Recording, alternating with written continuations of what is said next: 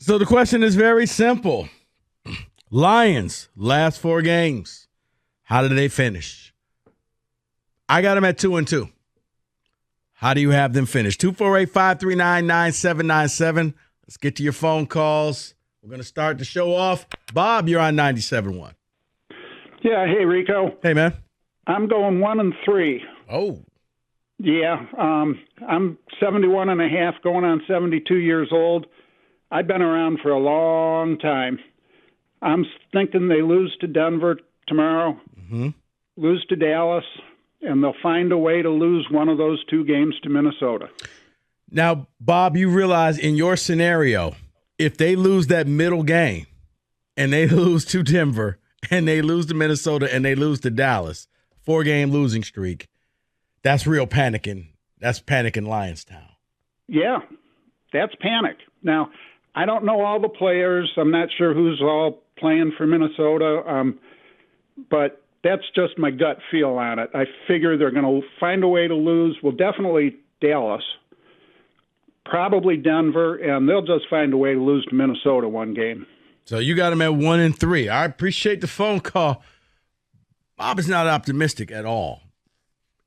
And I got a feeling that this goes back to our topic we did yesterday, people. That was history. That was history right there. That wasn't this current team. Bob is looking back at every year he thought that this was going to be different. It wasn't. So he said, screw it. I'm buying on the other side. I'm saying that they will find a way to limp to the finish line. David, I couldn't imagine them losing 4 out of their last 5 games. This would rival, 2016? When all they had to do was win 1 game. If they do what Bob said, I don't know if they win the division. Yeah, I'm pretty sure he has a distant cousin named SOL. He sounds real familiar with SOL there. Wow. 248-539-9797. I'm not mad at you, Bob. Whatever you pick, you got to justify. I'm saying you at least go 2-2. I think you're going to lose tomorrow. I think you're going to lose against Dallas. You'll beat Nick Mullins and the Vikings. You'll beat them twice. Let's go back to the phone lines. Rick, you're on 97.1. Hey, guys. Thanks for taking my call. What's going on? So I think the Lions are truly good enough to beat any team in the league, so I'm not going to count them out against Dallas just yet. I know Dallas is good. Maybe we lose that one, but here's my thoughts. I think 4-0 is actually possible. I think 3-1 is realistic. I think 2-2 is the bare minimum. Anything less than 2-2, you're going to hear more guys come out like Bob saying, "Oh, I knew this team wasn't going to do it," and we're going to hear people screaming SOL. So I think 2-2 is the bare minimum. Okay, so Rick, I'm going to say this: you got to take the kids' Christmas money and put it on one of the 4 scenarios. Where's your money going? Ooh, that's a good question. I think the most realistic is 2-2. 2-2? This is still the NFL. Anything can happen any given Sunday. We're good enough to beat anyone, but I think 2-2 is the most realistic scenario. I'm with you. I appreciate the phone call, Rick. I just, just keep people off the fence. Where you putting your kids' Christmas money? Either you double it or the kids, you gift wrapping walnuts and oranges because that's about all you could afford. 248-539-9797. You'll have a really fun Christmas for your kids, or it'll be like the Hatchet household where David pretty much has his kids out there working on Christmas. Hey, they're getting stuff. They're getting gifts this year? They're getting stuff. Okay. All right. This year, every year. It's a shovel, kids. Goes with the lawnmower I got you last year. Cleaning supplies. A couple ticket texts before we jump back into the phone lines. On 4. I watched the Lions last Super Bowl in 57.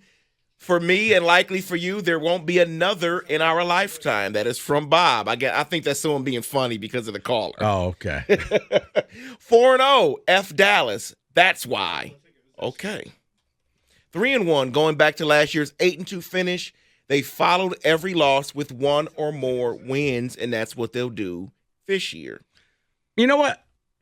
And If it wasn't for the fact that that was Russell Wilson and Sean Payton, I would agree with you that they haven't gone into any like really bad losing streaks. But yeah, I'm more comfortable with Russell Wilson, and I can't believe I kind of feel dirty saying this because Russell, I thought his career was over, but all of a sudden he's tapped into that fountain of youth. He's playing the way that he played a few years ago in golf.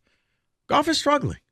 It's not to say that golf is bad, but his play is struggling. 10 turnovers, and yes, I know they're not all his fault, but 10 turnovers. You're the quarterback. They're all your fault. Okay? The fumbles, yeah, that's on you.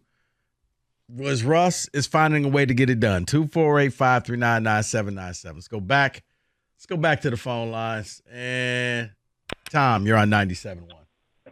Hey, Rico. First off, Tom. I just want to wish you and the team, I know Mike's not there, a happy holiday, and thanks for giving us the gift of entertaining us every day for 4 hours, guys. Man, I appreciate that, man. You too. Yeah. We work hard to make sure you guys are entertained every day.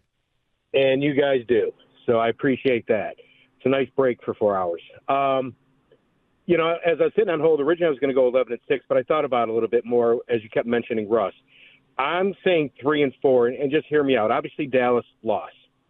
But if you look at the last 30 games of Russ, he's only had really a good 5-game run. Kind of the opposite of golf a little bit. And, yeah, he's played good these last 5 games, but he's due for a Russ game. Based on the last year and a half, we can, look at that. And then with Minnesota, I see them losing to Cincinnati this weekend anyways. And then I see somebody like a Justin Jefferson sitting out the rest of the year to heal up. And so that's why I feel confident in those 2 wins.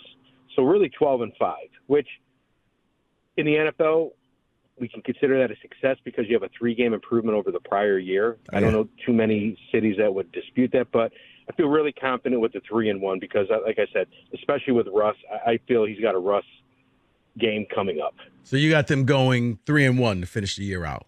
Yep, 3-1, 12-5 overall, which I would consider a success, but still have to win a playoff game. All right, Tom, appreciate it. Happy holidays to you. Just got him at 3-1. I look at Russ, but I also look at Sean Payton. And I do think that there's going to be a little added pressure. And like I said, TJ Lang's going to join us at 3. I'm going to ask him, is that a certain thing?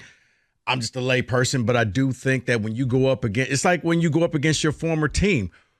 Why was I saying last week, man, just give the ball to David Montgomery because you know he's going to want to beat his former team. When you're going up against the place where you used to coach and the guy who taught you everything to coach, and Sean Payton, you want to do a little bit too much. But I wonder, is that going to be the detriment of this team? A little too much Dan Gamble instead of Dan Campbell. All right, let's go back to the phone lines. What we got here? Steve, you're on 97.1. Hello. Steve, what's happening? Hey, how we doing, Rico? Good, man. How are you? Great. Hey, I want to echo a little bit the previous caller.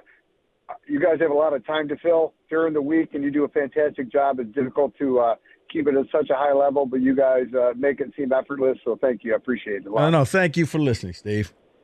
Absolutely. So I feel as if the Lions are as good as our offensive line, to be honest. I think Jared Goff was Jared Goff at the beginning of the season due to the offensive line, and here we are late in season, and Jared Goff is Jared Goff because of the status of the offensive line. So with that said, though, to your question, I think we're going to go 3-1. I do think we're going to win tomorrow. I don't think Jared will have, the mistakes that he's had, but our offensive line is that's going to dictate how well we do in the playoffs. I do think we'll win the division. I think we'll host a playoff game, and I literally light a candle and say a prayer that we can win one. I really do. I appreciate the phone call, Steve. Okay. So sounds like a lot of people are optimistic except for our first caller, Bob. But I do wonder, who you got more faith in? Russell Wilson? Russell was done. Let Russ cook. No, Russ was cooked. And then all of a sudden, Russ has gotten better in the last couple games. Goff, at one point, we were talking MVP.